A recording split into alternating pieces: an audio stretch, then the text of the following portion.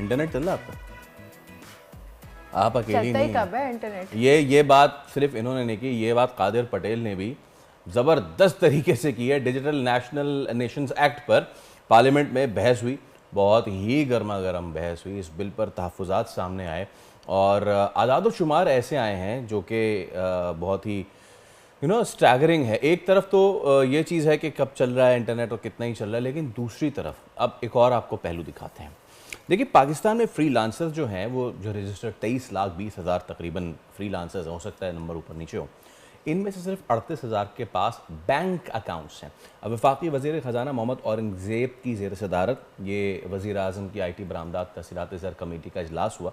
ये इसमें आदाद शुमार पेश किए गए और ये ब्रीफ किया गया कि हर हफ्ते 500 फ्रीलांसर्स के बैंक अकाउंट्स खोले जा रहे हैं। अच्छा, अब बताया ये भी गया कि इजलास में ऑनलाइन जो अदायगियाँ हैं उसके लिए पेपैल का निज़ाम पाकिस्तान में लाने पर जोर दिया गया। अब इस सब में जो अदायगियाँ होती हैं वो कैसे होती हैं, क्या तरीक़ाकार होता है। हम हमेशा से ये तो कहते हैं कि IT जो है वो बहुत अच्छा पाकिस्तान की इकॉनमी में सपोर्ट कर सकता है, बट अभी जो बैंक अकाउंट्स वाला मामला आ गया है ना, ये अब इस पे बात करनी पड़ेगी। तो फ्रीलांसर्स एसोसिएशन से तुफ़ैल अहमद साहब हमारे साथ मौजूद हैं। तुफ़ैल साहब, अस्सलाम वालेकुम, very good morning to you, बहुत शुक्रिया आपके वक्त का। तो कल ये जो डिजिटल नेशन बिल हुआ, इस पर खूब बहस व मुबाहिसा हुआ और बहुत सारे जो माहिरीन थे IT के, उनकी राय शामिल करने की भी दरख्वास्त इसमें ना शामिल की गई है। तो पहले तो आप मुझे ये बताएं कि कल जो बहसा बहसी हुई और उसमें एक चीज़ जो निकल के सामने आई वो ये कि हमारे फ्रीलांसर्स हैं 23 लाख फ्रीलांसर्स, उसमें से सिर्फ 38,000 के बैंक अकाउंट्स हैं। मैं आपसे पहले ये सवाल पूछना चाहूँगा कि पेमेंट का तरीक़ाकार पाकिस्तान में क्या है जब कोई फ्रीलांस कर रहा होता है, बाकी दुनिया में कैसे करते हैं और हमारे यहाँ क्या तरीक़ाकार है? जी, बहुत-बहुत शुक्रिया आपका। देखें, बिल्कुल ये तशवीशनाक बात है कि जी सिर्फ़ 35,000 अकाउंट हैं और इस पे हम काम भी कर रहे हैं। हमारी खुद भी मीटिंग हुई है स्टेट बैंक में और IT मिनिस्ट्री, एक कंबाइंड मीटिंग भी थी जिसका मैं हिस्सा था। तो देखिए, पेमेंट का फ्रीलांसर जो है, जब इंटरनेशनल प्लेटफ़ॉर्म्स पे काम करता है जहाँ से वो डॉलर्स में कमाता है, चाहे वो अपवर्क हो या freelancer.com है ऑस्ट्रेलिया की और एक और इदारा है। तो इन सब जगहों पे जब काम करता है तो उसके पास सबसे पहला ऑप्शन पेपाल आता है, जो है नहीं हमारे पास। ठीक। तो अब दूसरा ऑप्शन जो पाकिस्तान में है, एक US की कंपनी है पेयोनियर के नाम से, तो वो उसका इस्तेमाल करता है और वो पेयोनियर जो है वो कनेक्टेड है कुछ बैंक से और कुछ फिनटेक कंपनी से यहाँ पे पाकिस्तान में। तो वो पहले पेयोनियर से पैसे फिर लेकर आता है, फिर वो अपने बैंक में या अपने फिनटेक कंपनी में जो मोबाइल ऐप है उसके अंदर वो ट्रांसफ़र करता है। अब क्योंकि हमारे पास पेपाल नहीं है, अच्छा, अब मैंने ये ख़त भी लिखा है और मेरी बात भी हो रही है डिफरेंट इदारों से कि हम जो दूसरी पेमेंट कंपनीज़ हैं, अगर पेपाल नहीं आ रहा तो पेपाल का इश्यू है, मुझे पता चला हमारी गवर्नमेंट का इश्यू नहीं है, पेपाल खुद इंटरेस्टेड नहीं है। तो हमारे पास दूसरी जो पेमेंट कंपनीज़ हैं वो भी पाकिस्तान में नहीं है, जिस पे IT मिनिस्ट्री को भी मैंने अभी ख़त लिखा है, जिसमें स्क्रिल है, वाइस है, स्ट्राइप है, ये पेमेंट कंपनीज़ हमें पाकिस्तान में लानी चाहिए। अब आ जाते हैं आपके जो दूसरा पार्ट था अकाउंट का, तो देखिए इसमें अब बहुत सारे जो फ्रीलांसर डिजिटल अकाउंट का इनिशिएटिव है स्टेट बैंक का, इसकी अभी तक अवेयरनेस चल रही है, जो कि स्टेट बैंक खुद हमारे साथ भी काम कर रहा है पिछले 1 साल से और इससे पहले भी बैंक्स ने भी इस पे थोड़ा-सा काम किया है। बट आप देखें, अच्छे खासे फ्रीलांसर के दूसरे अकाउंट खुले हुए हैं। तो फ्रीलांसर एक आसान अकाउंट या किसी ने कोई और सा अकाउंट खुलवाया हुआ है तो उसकी टैगिंग ही नहीं हुई हुई है। अब ये मेरे ख़्याल से जो नंबर हैं, ये फ्रीलांसर डिजिटल अकाउंट जो कि घर बैठ के US डॉलर में किसी भी बैंक में खुल जाता है, जो स्टेट बैंक ने पॉलिसी निकाली थी, ये उसके नंबर्स हैं। बट मैं अच्छे खासे फ्रीलांसर्स को ऐसा जानता हूँ या बहुत सारे इवेंट्स हमारे गिलगित में या कुछ शहरों में जब होते हैं, तो वहाँ पे बच्चे आके जब बताते हैं, हम उनसे पूछते हैं आपका कौन-सा अकाउंट खुला हुआ है? तो वो बताते हैं मेरा तो नॉर्मल अकाउंट खुला हुआ है और उसी में पैसे आ रहे हैं। तो आप समझें कि मेरे ख़्याल से टैगिंग का इश्यू है जिस पे हम डेटा कंपाइल कर रहे हैं। अभी हमने पाकिस्तान सॉफ्टवेयर एक्सपोर्ट बोर्ड से भी मुलाकात की है, जिस पे हमने कहा है कि हमें मिल के डेटा इकट्ठा करना पड़ेगा और अवेयरनेस ऐसी फैलानी पड़ेगी कि अगर जिन्होंने अकाउंट कोई और से खुलवाए हुए हैं, तो वो इस कैटेगरी में आए ताकि हमें नंबर्स पता चलें। अच्छा, वैसे तुफ़ैल साहब, अभी आपने पेपॉल की बात की, अगर ये आ जाता है तो इससे कितना फ़र्क पड़ेगा और ये पेपॉल आना क्यों नहीं चाहता पाकिस्तान में? देखिए, मैंने स्टेट बैंक में भी और डिफरेंट मिनिस्ट्री में भी बात की थी। देखिए, पेपैल एक बहुत बड़ी इंटरनेशनल कंपनी है जो कि पूरी दुनिया में फ्रीलांसर इस्तेमाल करते हैं। पाकिस्तान में 2.37 मिलियन फ्रीलांसर्स हैं। आप देखें पाकिस्तान दुनिया में चौथे नंबर पे, पहले नंबर पे अमेरिका है जिसमें 6 मिलियन से ज़्यादा फ्रीलांसर्स हैं, ठीक है।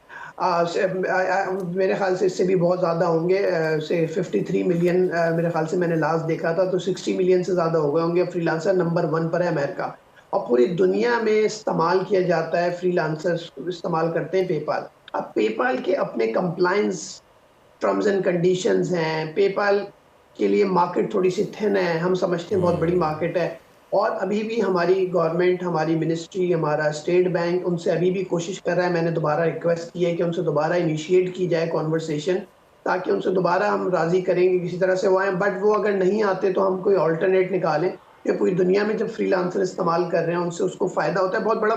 ऑब्वियसली देखिए बहुत सारे ऐसे प्लेटफॉर्म हैं जहाँ पे सोनिया ये पेपाल के अलावा कोई और है ही नहीं।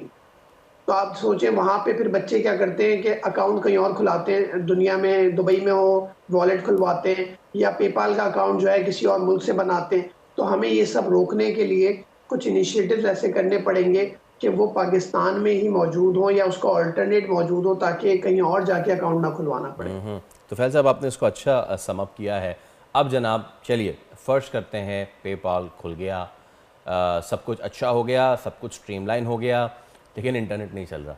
कल बिल पेश किया गया, और जब बिल पेश किया गया तो उस पर काफ़ी बहसा बहसी हुई। मुझे बताइए, फ्रीलांस के कम्युनिटी से ताल्लुक़ रखते हैं आप, फ्रीलांसर्स को क्या तहफ़्फ़ुज़ात हैं इस बिल से जो हुकूमत लाना चाह रही है? क्या प्रोज़ है इसके, क्या कॉन्स हैं इसके? देखिए पहले तो मैं इंटरनेट पे बात करता हूँ। देखिए इंटरनेट सबकी ज़रूरत है, चाहे वो आप हों, अभी मैं आपसे इंटरनेट के थ्रू ही यस। कनेक्टेड हूँ, ठीक है?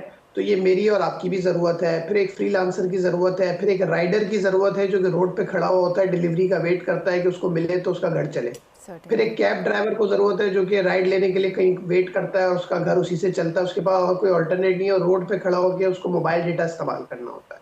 हमारे यहाँ 5G कनेक्टिविटी है नहीं, हमारे यहाँ इंटरनेट की कनेक्टिविटी स्लो है। तो इंटरनेट पे कोई कॉम्प्रोमाइज़ नहीं है। इससे इकोनॉमिक बहुत ज़्यादा आप नीचे चले जाते हैं, आपकी इकोनॉमी अभी इस वक़्त जो है 31% इज़ाफ़ा हुआ है आईटी एक्सपोर्ट्स में, बट ये सब खत्म हो जाएगा। आईटी का ख्वाब पूरा नहीं होगा, फ्रीलांसिंग कम हो जाएगी, फ्रीलांसर चौथे नंबर से नीचे आ जाएँगे, डॉलर जो लेकर आ रहे हैं वो सब कम हो जाएगा। तो इंटरनेट पे कोई कॉम्प्रोमाइज़ नहीं है, चाहे वो हम मेरा इदारा हो, चाहे वो फ्रीलांसर कम्युनिटी हो, मीडिया हो या कोई भी इदारा हो, आप दुनिया में आगे तरक्की नहीं कर सकते इंटरनेट ना हो। अब अगर मैं इस बिल की बात करूँ जो मैंने इसको समराइज़ किया है, तो देखिए मैं इसकी फ़ेवर में हूँ और मैं चाहूँगा कि इसको अगर लोग पढ़ें तो देखिए इससे मुल्क का बहुत फ़ायदा है, हम आगे जाएँगे, हम बहुत पीछे जा रहे हैं। अगर आप दुबई में जाएँ तो एमिरेट्स आईडी जो मिलती है वो सब कुछ होती है आपका, और दुनिया बिल्कुल। में बहुत सारे मुल्कों में वो यूनिक आइडेंटिटी होती है। हमारे यहाँ ऐसा नहीं है। हमारे यहाँ आप एक डिपार्टमेंट में जाएँ फिर दूसरे डिपार्टमेंट में भी केवाईसी के लिए लाइन लगानी पड़ती है आपको, कि अपने अपने बारे में सारे डॉक्यूमेंट दोबारा देने पड़ते हैं। अब दुबई के अंदर आपकी मोबाइल ऐप के अंदर ही जो है लाइसेंस भी आ जाता है, आपका ड्राइविंग लाइसेंस, आपको कैरी करने की भी ज़रूरत नहीं है, इवन कि आप एमिरेट्स आईडी प्रिंट ना करवाएँ। तो वो इतना डिजिटल हो गया है, अब ज़ाहिर-सी बात है हम तो बहुत पीछे हैं, वो एक छोटा-सा मुल्क है, हम बड़ा मुल्क है, तो हमारे यहाँ सिक्योरिटी कंसर्न्स भी हैं। बट अगर इस बिल को आप सही से पढ़ें, जो मैंने इसको 7 हिस्सों में डिवाइड भी किया है, तो उसके मुताबिक देखिए असल मसला आता था, अगर फेडरल कोई पॉलिसी बना रही है तो प्रोविंशियल उसको एक्सेप्ट नहीं करता था, इम्प्लीमेंट नहीं करता था। तो इसमें पहले पॉइंट में ये लिखा हुआ है नेशनल डिजिटल कमीशन के मुताबिक कि प्राइम मिनिस्टर उसको चेयर करेंगे और सारे प्रोविंस के जो चीफ मिनिस्टर्स हैं, वो उसमें शामिल होंगे, ताकि इसको सही से एग्जीक्यूट किया जा सके। फिर आप देखें इसमें चाइल्ड प्रोटेक्शन लॉ है जो कि दुनिया में, ऑस्ट्रेलिया में और बहुत सारी जगहों पर है, हमारे यहाँ है ही नहीं। हमारे यहाँ सोशल मीडिया की कोई पॉलिसी नहीं है। तो इंटरनेट बिल्कुल सही चलना चाहिए, वरना तो ये बिल ही नहीं चलेगा। अगर आप सारे गवर्नमेंट इदारों को कनेक्टेड कर देंगे, आईटी इनेबल कर देंगे, इंटरनेट इनेबल कर देंगे और इंटरनेट ही बैठ जाए, तो आप देखें सारे डिपार्टमेंट बैठ जाएँगे। तो ये बात गवर्नमेंट को भी पता होगी, क्योंकि ये बिल किसी गवर्नमेंट के इदारे ने सिर्फ नहीं बनाया, इसमें मैं कुछ प्राइवेट लोगों को जानता हूँ जो कि दुबई में और सऊदीया की गवर्नमेंट के साथ काम कर चुके हैं, वो इस बिल का हिस्सा रहे हैं। और वो दुनिया में बहुत इस चीज़ में बहुत ज़्यादा मशहूर हैं कि वो इस तरह की पॉलिसीज़ इम्प्लीमेंट कराते हैं, ना सिर्फ बनाते हैं। तो मैं समझता हूँ इस बिल की मैं फ़ेवर करता हूँ, बट इंटरनेट पे कोई कॉम्प्रोमाइज़ नहीं है, नेशनल सिक्योरिटी पे कोई कॉम्प्रोमाइज़ हम नहीं कर सकते। बट अगर ये होता है, डिजिटल इंक्लूजन होती है, इसमें इंटरनेट कनेक्टिविटी का भी ज़िक्र है कि आपके फाइबर पे काम होना है, तो इसका मतलब है देखें गवर्नमेंट एक्सेप्ट कर रही है कि कनेक्टिविटी इशू रहा है, 5G का इशू है। इंटरनेट कनेक्टिविटी पूरे मुल्क में सही नहीं है। तभी देखें इस बिल का एक हिस्सा डिजिटल इंक्लूजन का है, जिसके अंदर ये बताया गया है कि फाइबर पे इन्वेस्टमेंट की जाएगी जो कभी नहीं हुई है इतनी, और पूरे मुल्क में कनेक्टिविटी सही की जाएगी। तो इसका मतलब है गवर्नमेंट एक्सेप्ट भी कर रही है। तो हम कैसे इस बिल को फेवर ना करें? हम तो चाहेंगे ये बिल जल्द से जल्द इम्प्लीमेंट हो, इसमें IT experts, industry experts, media के भी लोगों को शामिल करें और इसकी एग्जीक्यूशन मिलके करवाएं और इंटरनेट सही हो। इस बिल का एक आखिरी पार्ट मैं आपको बताऊंगा जो कि मैंने पढ़ा, उसमें लिखा हुआ है कि मैडम मिनिस्टर ने ये कहा है कि ऑलरेडी 70% जो कैबिनेट के ऑपरेशंस हैं वो ऑलरेडी डिजिटली हो रहे हैं। तो आप समझें जब इंटरनेट बंद होता होगा कंप्लीटली शट डाउन, तो वो ऑपरेशंस कैसे होंगे? तो ये एग्जैक्टली गवर्नमेंट को तोफैल भी भाई, सोचना यही चाहिए। यही ये तो सिर्फ मिनिस्टेरियल लेवल पे ऑपरेशंस की बात की है। इंटरनेट अब खाने पीने की तरह हो गया है भाई। आपकी हेल्थ की जितनी सेक्टर है वो एक दूसरे से जी कनेक्टेड है। मुझे आज कोई बीमारी है, मैंने बैठ के अगर कहीं अपॉइंटमेंट लेनी है, मैं I am connected with that, मैं डॉक्टर के पास जा रहा हूँ, उसके पास जो सर्वर है जिसमें मेरी पूरी ज़िंदगी के मेडिकल रिकॉर्ड्स हैं वो उसको एक्सेस करता है और वो मुझे सारी चीज़ें बता देता है। तो it's bread and butter situation now. अच्छा, आखिर में मुझे ये बताइए सर कि हम ज़रा दोबारा अकाउंट्स की तरफ आ जाते हैं। एक आम तासुर ये फैल रहा है इसमें कि इसमें ना कोई ये नहीं है कि अवेयरनेस नहीं है लोगों को और उन्होंने अकाउंट नहीं खुलवाया। इट्स अबाउट कि जी वो उस कौमी धारे में ही नहीं आना चाह रहे कि जिसकी वजह से उन पे टैक्सेशन और ये वाले मामलात हों। तो इस क्वेश्चन को कैसे एड्रेस करेंगे आप?